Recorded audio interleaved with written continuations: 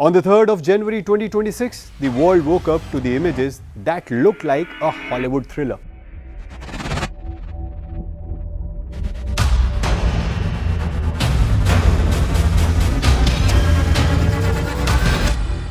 US Special Forces under Operation Absolute Resolve captured Nicolas Maduro from Venezuela's capital Caracas. The official line from Washington says it is all about narco-terrorism. However, there appears to be a much larger game. Reports suggest that this was a massive calculated military operation that went far beyond mere law enforcement. Actually, you don't send 150 aircrafts and Delta Force soldiers just to serve a warrant. Today, we decode the web, the shivering dollar, the mineral war with China and domestic pressure point that just reached its breaking point.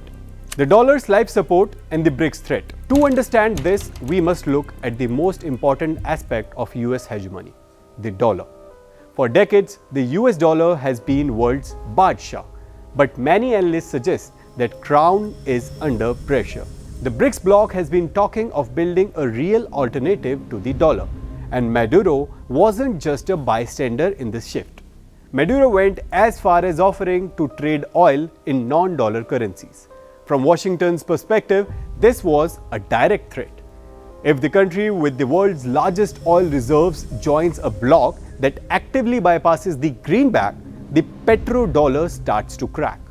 And by lifting Maduro now, Trump has essentially closed a possible exit door for the dollar. The mineral squeeze and China in the backyard. Then there's the race for rare earth metals. These are the minerals used in everything from your smartphones to advanced missile systems. For years, China has been the undisputed leader, the takedar of this market. Analysis highlights that the US is increasingly worried about Chinese dominance in the Latin American minerals. The numbers explain the nervousness. Brazil holds 21 million tons of rare earth reserves, the world's second largest. The lithium triangle holds over 50% of the world's lithium. And Venezuela sits on the untapped deposits of coltan and thorium valued at over USD 200 billion. The inference many observers are drawing is that the US decided it could no longer let China mine the backyard, while threatening the world with a supply blockade. By taking control of Caracas, Washington is attempting to reclaim the supply chain, the oil price and the migration mandate. Then we have the oil. Venezuela sits on over 300 billion barrels of proven reserves, the largest on the planet. While the industry was in shambles under Maduro, reports suggest the US interest here is transactional, with Trump aiming to stabilize global prices by tapping these reserves. But there is more human side to this web: migration. A central pillar of Trump's 2024 campaign was the promise of mass deportation. Reports indicate that Maduro's refusal to accept deportation flights was a major obstacle. By removing Maduro and effectively running the country, Trump has cleared the administrative wall to fulfill his domestic promise of sending hundreds of thousands of Venezuelans back. The personal rivalry and the cost of illegitimacy. And then finally, we can't ignore the history. There is a long, smoldering animosity between Trump and Maduro.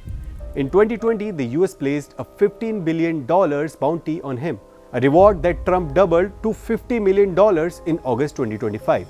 And this was personal. However, we must address the legality of it. The capture has no justification in the international law and represents a significant violation of sovereign protocols. The concern is that if Washington can abduct a leader to meet its national goals, it signals to other powers that the rules no longer matter. In protecting its backyard, it seems the US may have just burned down the front porch of international law.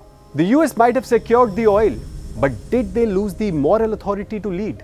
The big question for us is this new world brute force politics or the new normal?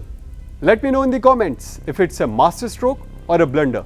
And to watch more such videos, subscribe India TV English.